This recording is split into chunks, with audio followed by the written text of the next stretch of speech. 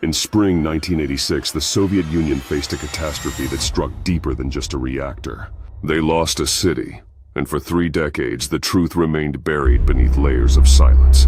Then, a deniable unit called Directive 5 was activated, revealing secrets they never wanted declassified. Pripyat 2016 marked 30 years after the meltdown, but the dangers had not faded. Radiation levels in hospital now. 6's basement were still lethal, yet that wasn't their target.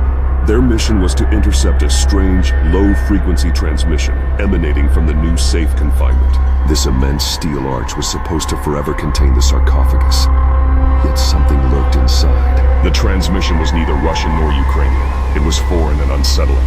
It was a looping child's voice repeatedly saying 01-23-45, the exact time of the explosion.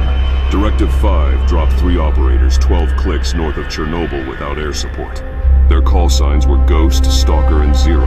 Anonymity their only shield against detection.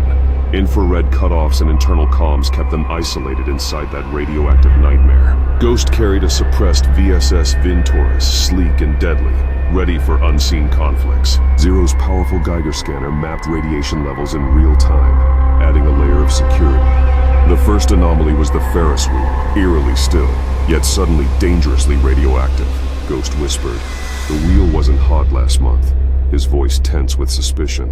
But Stalker had already stopped breathing, his body suddenly collapsing without explanation. No wound, no sound, just frozen in death, skin cold but eyes staring at eternity. Zero checked Stalker's suit seals. They were intact, yet his colleague was gone. Protocol Beta 6 mandated no extraction of non-viable assets, so they left him behind. Inside the reactor complex, the air was thick with metallic and burnt hair smells. Walls oozed a black, oily substance that moved like life itself, microscopic and humming. Ghost recorded the subsonic frequency, matching the last emergency siren from April 26, 1986. The signal led them to Control Room 4, the infamous Room 408, bereft of survivors. The scattered graphite blocks resembled tombstones from a black graveyard beneath the ground. On the main console knelt a figure, wearing a firefighter's uniform from the night of the blaze.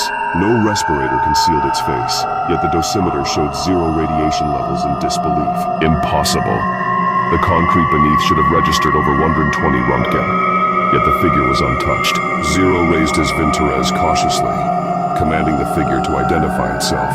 The figure looked up and its face was a mirror, not reflecting the room but the meltdown. Zero saw himself in it, wearing the same uniform, panicked and screaming in that moment. The mirror thing whispered in Zero's own voice, "You never left," chilling him to the bone. Ghost fired 3 rounds. Each bullet passed through the shape and struck the wall behind. The shape laughed silently, a vibration that rattled their teeth as the lights flickered out. Emergency backup strobes blinked on 18 seconds later, but the figure was gone. On the console, written in black oil, those 3 words haunted them. Not radiation, remembrance. Zero made the call, voice grim. Report. Exfil. We're leaving.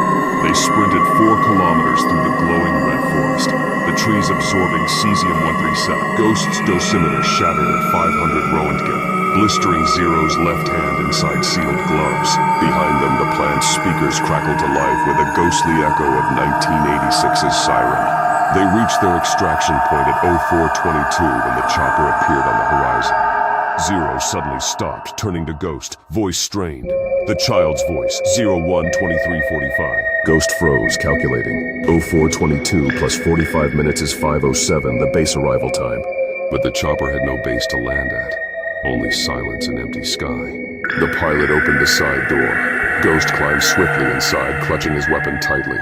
Zero didn't move. Instead, he raised his Geiger-scarred hand and pointed at the pilot. The pilot's face reflected in Zero's hand, an eerie mirror with no eyes or mouth. Ghost shouted, "Run! Get out of here!" Then slammed the helicopter door shut. Zero watched as Ghost disappeared into the forest, the siren echoing in his mind. Their last transmission was haunting. Directive 5 is a loop. We are the signal. The black oil had stitched a curse into every part of their minds. Unbreakable. The transmission ended, but the signal from Chernobyl persisted, endlessly broadcasting 01-23-45. Some secrets aren't hidden by governments. They're embedded in the haunted ground itself. Chernobyl isn't haunted by what perished there, but by what never truly left. And the real ghosts of the zone are those who still listen every midnight.